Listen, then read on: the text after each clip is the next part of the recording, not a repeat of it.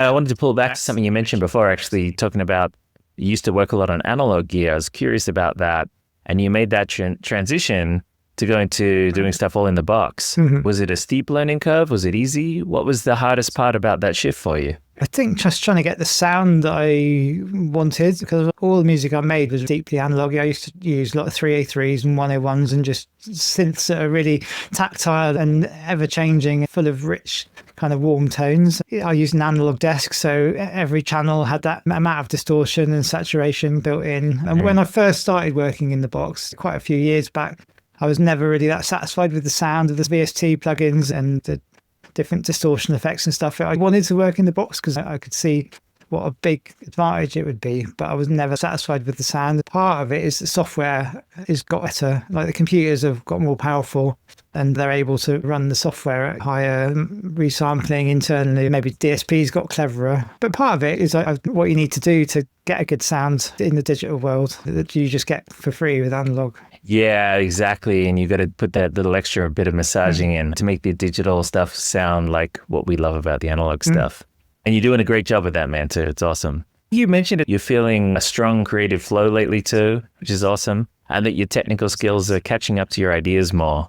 What's changed in your process to get you there? Well, I have to credit some of it to you for sure. The Pro Sound Secret course that I've done recently with you, it's just pulled together everything that I kind of already knew and I have dabbled with over, none of it was brand new, but it was presented in a clear way that crystallized everything together. So it was super useful to revisit all those concepts. And so I feel like everything's just clicked now. Every track I do, I feel like it comes out a bit better each time. Your ears get more tuned in. Getting feedback during the PSS courses from you has been super useful as well, where you'll just tune in and hear, yeah, that frequency is not quite right. And then once it's pointed out, then yeah, it's obvious you can hear it yourself. And the more you have those moments of noticing those things, then suddenly you're able to do it for yourself every time. Exactly. Yeah. I'm so glad to hear that's helping, man. I mean, I can definitely notice in your music and stuff, your music was always great, musically and sonically. But the level it's at now just blows me away, especially with the mixdowns as well. You knew a lot about mixdowns already before you signed up for the advanced mixdown course, and there's no shortage of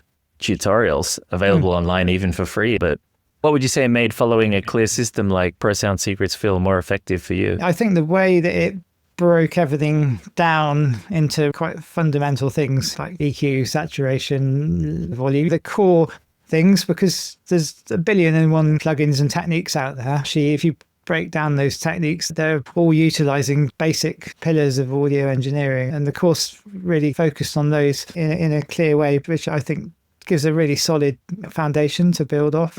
Right, and I feel like it can help give you confidence to really feel confident in the what am I hearing, what would I like it to sound like? What is the tool that would make that happen? And what settings should I dial in? And then it just becomes like a checklist, right? Like, just do this, done. Yeah. There's too many possibilities. I struggle with it coming from the analog background in the old days.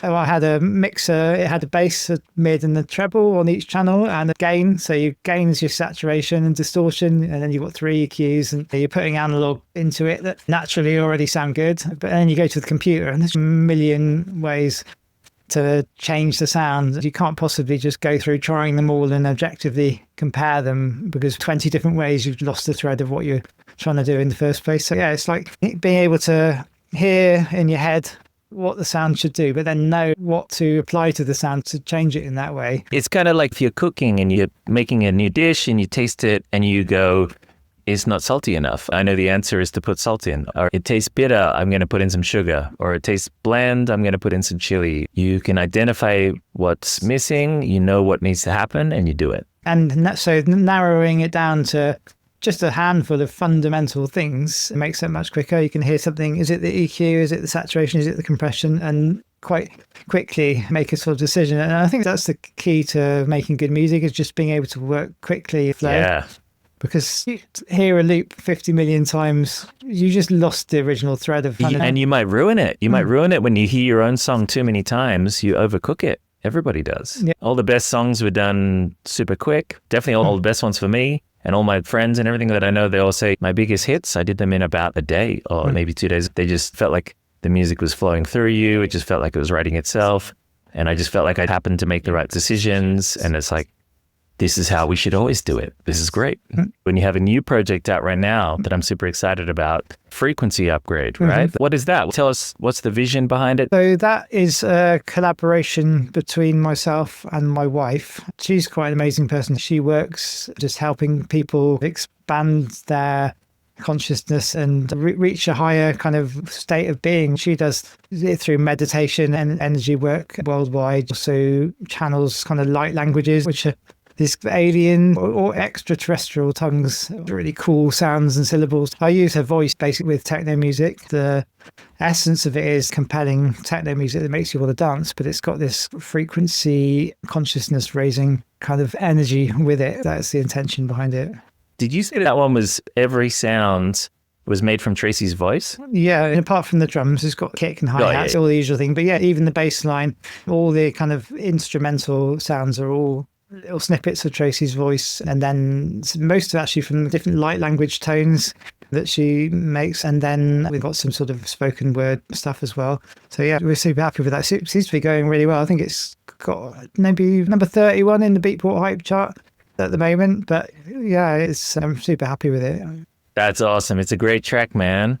All right, big thanks again to Seb for coming on the show. Such a great chat. Be sure to check out his latest release, Higher Dimensions from Frequency Upgrade. I'll drop all the links in the show notes so you can go check it out. And hey, if you've been grinding away in your mixdowns, watching endless tutorials, tweaking for hours, but still not getting that clean, powerful, release-ready sound, and not feeling proud or confident to send your tracks to labels, you're not alone, and you don't have to stay stuck. Pro Sound Secrets is my advanced mixdown program for electronic music producers, and it's coming again soon. It's a proven step-by-step system to help you mix faster, more confidently, and finally start sounding like the artists you look up to. But spots are limited and the doors are only open for a few days. So if this is even slightly on your radar, jump on the priority waitlist now at basskleph.com/PSS. So you don't miss out. Go save your spot, and I'll see you inside.